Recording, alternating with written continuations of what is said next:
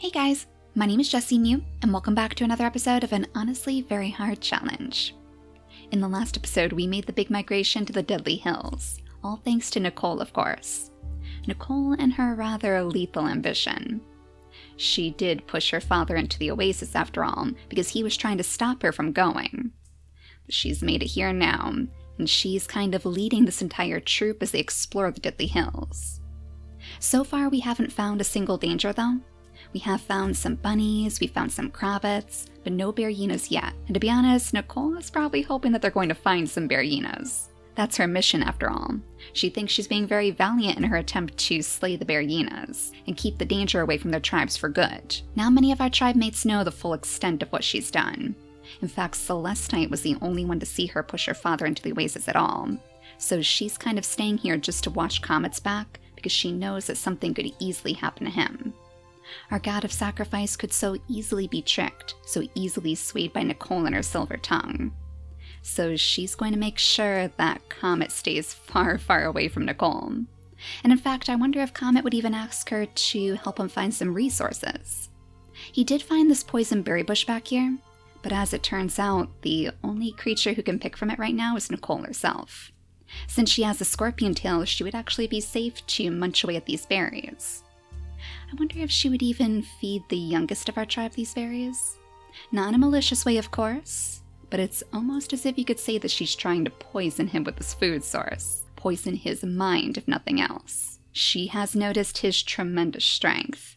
That's one of the very few things that she does take notice of in her tribe mates. He has the bear hyena claw, he has the ram horns, so he has a big 5 in strength. And I think that's probably cause enough for her to scoot on over here. Maybe clear out the grass around this healing fruit, too. That means that she now has 3 of them under her control. So she'll come over here just to get a good look at the baby, maybe congratulate the mother, and I'm sure that Sheba would be very happy that their prophet here has taken such a shining to her baby. She probably thinks that Stone is going to go on to do great things because of this. I guess our tribe, for the most part, would still consider her to be a prophet. Since they don't know what she's done, since they don't know that she's basically abandoned that lifestyle, they probably just think that she sees all sorts of omens in the grasses out here. Oh, and you found a bunny too? Ooh, that might be good. Maybe you could let Comet know because he might be able to track down some better berry bushes with the bunnies. Yeah, if we have Celestite go ahead and grab up this meat for you, maybe he could lead you a little bit deeper into the darkness. We'll have him jump up here, and then she should be able to make her way into the clearing again. So I guess everybody can settle down for one more night together. We'll bring Comet over here, have him clear out a little bit more of the grass, and then we should be ready to skip the day again. So this is going to be day 4 on this island. Let's see if anything is going to come slithering out of the darkness yet. Anything spawning at all? It sounded awfully, awfully quiet. The bunny is still just sitting right on the edge of our territory. He hasn't moved an inch. It almost makes you wonder if he's there at all. Maybe it's just the spirit of the bunnies watching us. Ooh, the spirit of Baron even. But do you think he would have been able to follow her? Back in Adam's quest, we had always assumed that if a creature passed away beneath the waves, their soul would be trapped on that island forever. So maybe that's actually part of what Nicole had in her mind. If she pushed him into the oasis so his soul wouldn't be able to travel with her, so he would be trapped in the oasis with all of his visions, then she would be free to do what she pleases. Yes, something tells me she probably had that in mind too. Though that being said, you better watch out because I know without a doubt Animeme is watching you right now. Probably not through the bunny's eyes, but still. Oh my gosh, and Celestite. Oh, it looks like she has her 3rd and final gem already, so we'll go ahead and make the one on the other side that golden color. I think that's actually a pretty cool mix, the gold and the purple like that. It really fits the cycle of rebirth well. So I guess you should probably take at least a couple of these acorns, just as a good snack for the road. Who knows how long you two are going to be chasing bunnies after all. We'll bring Comet right up here, and then hopefully you can scoot around Nicole too. I guess we'll settle you down right in front of him. Oh, excellent, and you found yourself a permanent nest too. And it looks like there is indeed a normal berry bush by that bunny. So I guess maybe the bunny was just busy munching on the berries. Maybe that's why he didn't move? You can hope anyways. It's never good to know that we have some sort of malicious spirits watching over us. I wonder if maybe she's taking this permanent nest as a sign as well. I mean, I would imagine that she really admires Comet. It seems like these two have a pretty strong connection, just spiritually if nothing else. Even though Celestite isn't truly Moon Eye, she's just one of her champions. These two are still very much connected to our deities, so they probably feel like kindred spirits in a way. I'm sure that's also a large part of the reason why she's so dedicated to keeping him safe. So maybe in the future, once they do find some good berries to pick or something like that, just something to keep their babies full, maybe we'll consider breeding these two. So Nicole, I wonder if maybe we could have you sit next to the baby for now? I was thinking that maybe Sheba could come on over here to actually pick up the rest of these acorns. If we bring her over to this side, she could go ahead and collect this one, and maybe on the next turn she could knock some more down. In fact, as we give Stone his very first gem, why don't we have him tumble down from the cliffs? He could jump into all this big tall grass right here, and that'll give Nicole a chance to slide on over and grab some of these poison berries. There you go, Nicole. Your very first taste of poison berries, in fact. We didn't have any of those back on the Oasis. You know, I guess she's probably the creature most likely to thrive here, since she can eat these much tougher food sources. And of course, she's going to be passing them straight over to Stone, too, preparing him for the long journeys that he has ahead of him, while Sheba is none the wiser. That sounded like another very, very quiet night, though. To be honest, I'm getting a little bit concerned that something might be wrong with the save file, because we haven't seen anything spawn in ages. Back on the Oasis, we didn't have any wanderers wandering around, we didn't have any Berryinas after some time. So we're going to have to keep a very close eye on this. It's only been 5 days on this island, so maybe we just need a little bit more time. So let's see if we can take down that bunny. We should probably do that first so it doesn't steal every last one of those berries. If it hasn't already anyways. Oh, it looks like there's actually plenty of berries for you to pick. There were a few of them left anyways. The only problem is we seem to have a bit of a drought going on right now. Oh, and there's a lot of stuff out here in the darkness, Comet. Oh my gosh, you found yourself another healing fruit. You found yourself one of these termite hills too. So you know that means that mist is probably watching over us right now. And honestly, that's all that we need. We need mist protection now more than ever. But I like to see that we have a stump over here too. I wonder if maybe Comet could call out for some help? Now, do you think it would be Comet who would call, or would it be Celestite? That would be interesting. If Moon Eye's champion was the one to summon a creature from the grasses, do you think there would be a possibility that they would be close to the end of their lives? She is often the herald of death, after all. Let's have her sit on top of the stump for now. We'll have Comet go ahead and clear out the grasses around here, so hopefully he can track down that bunny again. Yeah, and look how many of these poison berries we have around here too. Seriously, Nicole, you have found yourself paradise here, and I'm sure you think that your father had no reason to worry. We'll have Stone slide on over to this tile, I guess, probably stalking through the grasses, trying to show off his skills. I wonder if he even saw Comet and Celestite disappear off in this direction. Maybe he wants to follow them when he gets a little bit older. Now as for you, Sheba, just go ahead and make sure that your baby has enough to eat. Seems like he's going to need quite a bit of food if we want him to grow fast. So let's go ahead and skip the day again. Zooming out just to make sure. Alright, so at least we have a bluebird in our skies now.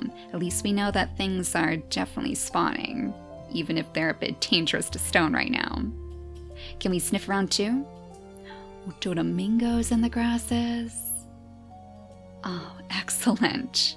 I mean, Dodamingos are usually quite the nuisance, but that probably means that there's another one of those permanent nests around here too. So I wonder if Celestite thinks that this might be a good place for her to settle down after all. It's far enough away from Nicole's influence that maybe she could raise her babies in peace. Because if she does start a family, if she starts a family with Comet, she's going to want to make sure those babies are far, far away from her. Well, Nicole, go ahead and grab the extra berries for now. Well, that was the Dodomingo, right? Yes, skittering off in this direction. Maybe you should explore behind the stump then. First, let's have Comet jump over here to grab this bunny for us, because I had a feeling he was coming back to steal those berries. Should we maybe have Celestite try to sing on the stump for a little while? Just for this turn, just to see. Is anybody out in the grasses that we could meet? No, unfortunately not. I guess your singing skills aren't quite up to par. It makes sense, though. There probably aren't too many creatures who would follow the sounds of death like that. Maybe we do want Comet to sit on the stump instead. So, Nicole, you have one more berry to collect. Sheba has a couple of acorns again. Oh no, and the Krabbits are coming up to investigate you, Stone. Oh, that has to be so tempting. He's only 4 days old, though, and with that bluebird overhead. Nicole, you are going to have to hold on to him very tightly. In fact, let's have her yank him back toward the nest. Well, at least the Krabbit is coming straight up to you. Now you can investigate the Krabbit without worrying about getting swept away by the bluebird. I did see that we had another little bunny over here too, so Sheba, let's have you jump down here. Maybe if we're lucky, we could pick that off on the next turn, if it decides to snoop around the tree again. So with the island feeling a little bit livelier than it was before, let's see what's going to happen if we skip the day again. That's going to be 7 days on this island. The nest has unfortunately withered away, and I think I may have heard another Dodomingo spawn on that turn. That was definitely a familiar sound. The only problem is we can't see him on the map right now. I'm pretty sure this one back here is the old Dodomingo. So I wonder if that means that other creatures are spawning way out in the darkness out here. In fact, there could always be some wanderers by the other trees. Well, one step at a time. Right now, let's just worry about getting this space clear. As we have Celestite jump down from the stump, we'll have Comet come over here and take her place. This might actually be a better spot for her anyways, because now she can actually reach these berries, and she is a little bit more skilled at picking berries than he is. Is the bunny still around here? No, it looks like the bunny has definitely left. But gosh, have you guys noticed all of these roots? I know I mentioned it in the previous episode, but we have a serious root problem. I guess we could always have Stone maybe follow them like a trail. Like maybe the deities are leaving these out for him to follow to something special. I'm sure that's what Nicole would tell him anyways. Kind of like killing 2 birds with 1 stone, if you know what I mean. It would get him out there exploring and hopefully finding some berginas. Or maybe even finding some new blood. New followers for her cause. I guess for now, since nobody's going to be using this nest, let's have her just go ahead and pick it up. We'll have her grab the rest of the berries, of course, because she's certainly not giving those up. She is going to turn into a little glutton over here. Between the berries and the acorns, it's not as though she ever has to worry about going hungry again. Not like back in the oasis. She's probably feeling pretty much on top of the world. She knows that she made the right decision for her tribe. So the bluebird is pretty far away, but we still want to keep a close eye on you, Stone, so I think we're actually going to leave you right there. Maybe he's hiding in the grass, like trying to poke the Krabbit when he's not paying attention, jabbing out that big bergina claw of his to catch the Krabbit off guard. Anything to inspire his strength is definitely a good training regimen in Nicole's eyes. So I guess maybe we could have Celestite breed with Comet on this turn, even though we haven't found a permanent nest over here yet. I mean, we probably just have to follow the Dodomingo to be honest, but just so we can get this family started faster, let's go ahead and have Comet breed with her. Oh, excellent, only took 1 try too. Maybe that means it was truly meant to be. If we have Celestite jump all the way back here, we'll have her sniff around. Yeah, that Dodomingo is still very, very close. I don't want to lose this area though, so let's have Comet go ahead and pick up the grasses here too. Now we have an expectant mother again, so let's see if the berginas are going to choose at this moment to strike. No, but another bluebird? Oh, they are just circling right over your headstone, but you are not showing 1 ounce of fear. And I'm sure that's because Nicole is the one who trained you. She would fuel your confidence like nothing else. I'm kind of starting to think that maybe we want to make some sort of pathway between these 2 territories though. even if they're not going to interact too much at first. We want to make sure that we can still escape just in case something dangerous does spawn out here. So Comet, let's have you jump down from the stump for a little while, just to clear out the grass this way. As we have Celestite worm her way right around the berry bushes. Excellent. Looks like the Dodomingo led you straight toward one of the permanent nests after all. I know we could always build our own, but it is nice to have a permanent solution over here too. In fact, I wonder if we should actually leave the grass on top of the nest. It would be a little bit risky, I suppose. We could end up losing it, but at least that would give us a little bit of extra camouflage. So if the killer bear hyenas do come out, maybe they'll at least stay away from our babies. Actually, it's kind of ironic, isn't it? Comet is known for his safe havens beneath these oak trees, and yet he's settling down his base right next to a dead tree stump. Probably not the best idea that you've ever had, Comet. Maybe we should consider moving you over toward this oak tree? Or even the one between the water. I mean, it's a long trek, but that would mean more potential for different things to spawn, so we'll definitely keep that in the back of our mind. Now, I think that stone should be growing up soon. Just a couple more days to go, so a few more days before you can start digging up all those roots. Let's have Sheba jump over here so she can maybe grab some of those bunnies too. I noticed that another one has spawned as well, so you have quite a bit of work to do. Maybe we'll have our lion wait inside the grasses?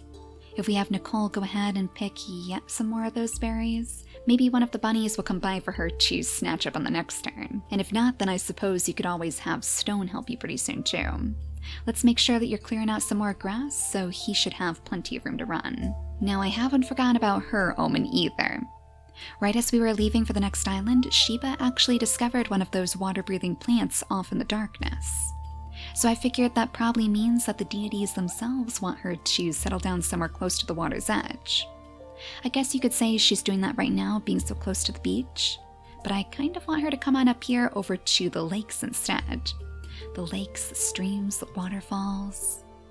Maybe this is actually her destined tree after all, not comets and celestites. I wonder if her destined home is all the way over on the other side of the island. I guess if we want to be really risky, we could say that her destined home is over here on this island instead. That would certainly be a home completely surrounded by water. Let's go ahead and skip the day again though, as we go to day 9 on the Deadly Hills. Anybody out here yet? Anybody aside from the Totemingos, of course. No, the bear hyenas have been so quiet. We know they can definitely spawn, but Animeme is really biding her time, and it's making me feel a little bit nervous. Well, Celestite, let's at least move you over here so you can connect these two territories too. That way Comet will be able to make his way over to the permanent nest very quickly, just in case anything dangerous goes down. We'll have Comet go ahead and jump on top of the stump again, and maybe use his 2 extra turns to call out for other tribe mates. Nobody interested in joining your cause, I'm afraid. Though I wonder if Nicole may have heard that. To be honest, she would be the type to settle down on one of those stumps. I wonder if she's even getting a little bit jealous, or just suspicious, that maybe Comet is trying to build his own army in the grasses instead. We know exactly what happens when you push Nicole too far. Well, Sheba, now might be your chance to pounce on this bunny at least.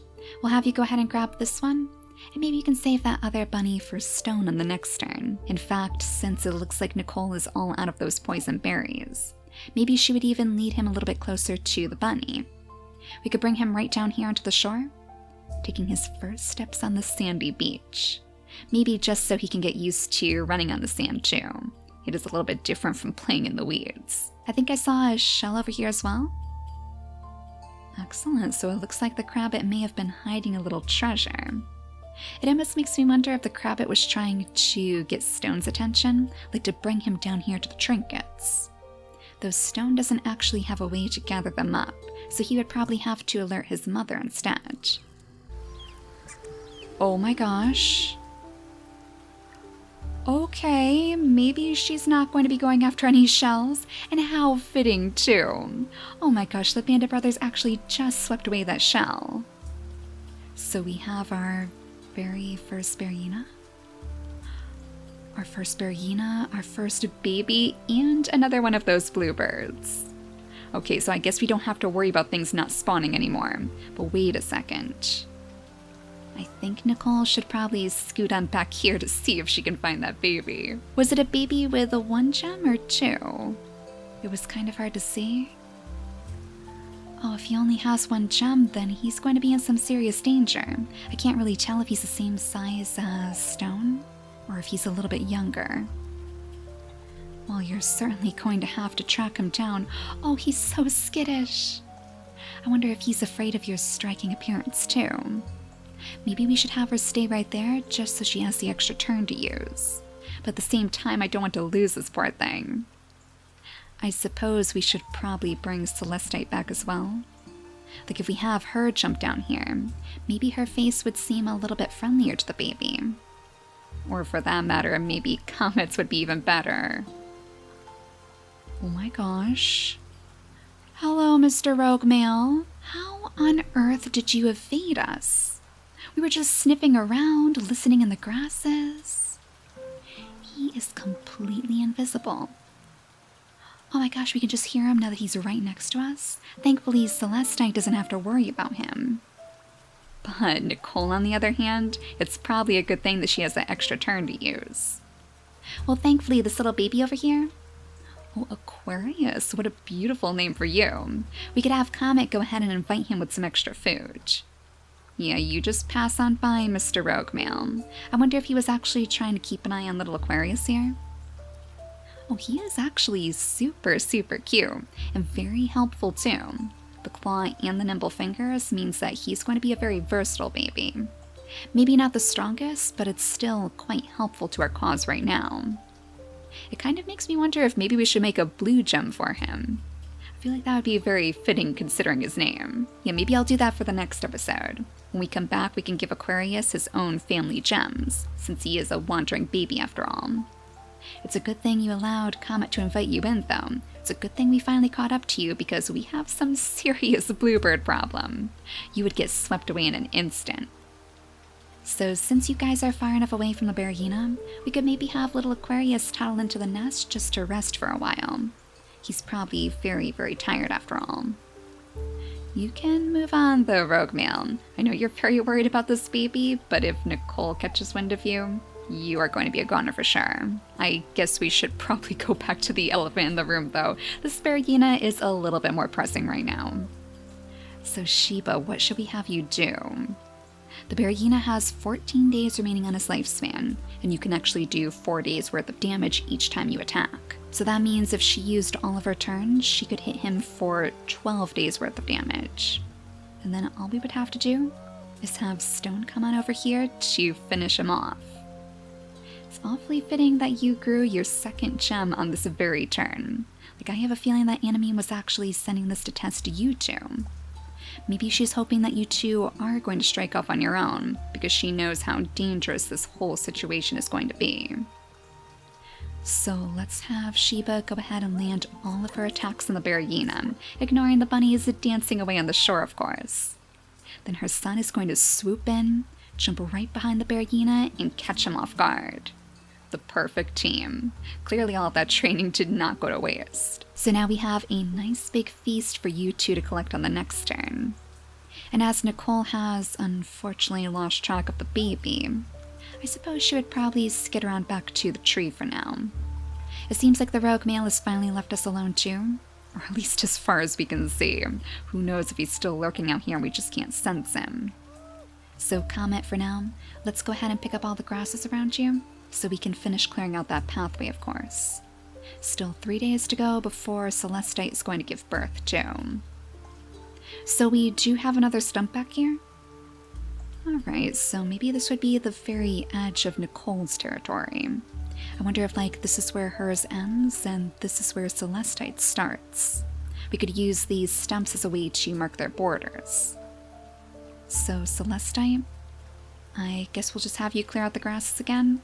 That way you can lead the baby a little bit closer to your home. And then one more time, we should be ready to skip the day. Just enough time for Sheba to go ahead and collect that big Bergina meat. Wait a second. Oh, I definitely heard another growl. Oh my gosh. Oh my gosh, Nicole. Oh, that is definitely a killer bear hyena. It is actually bigger than the peaceful bear. Well, silver lining in the situation. Silver lining just as Mist would hope for. It seems as though she sent us a peaceful bear to keep us safe. And goodness knows we're going to need it. Do you think the peaceful bear is going to be able to scare away the killer bear hyena though? Oh, I wonder if it still works the same. Well, we are going to have to jump down here to make sure the peaceful bear is on our side. It might be our only chance to actually save this baby. A 2 in camouflage right now. Hopefully that's enough.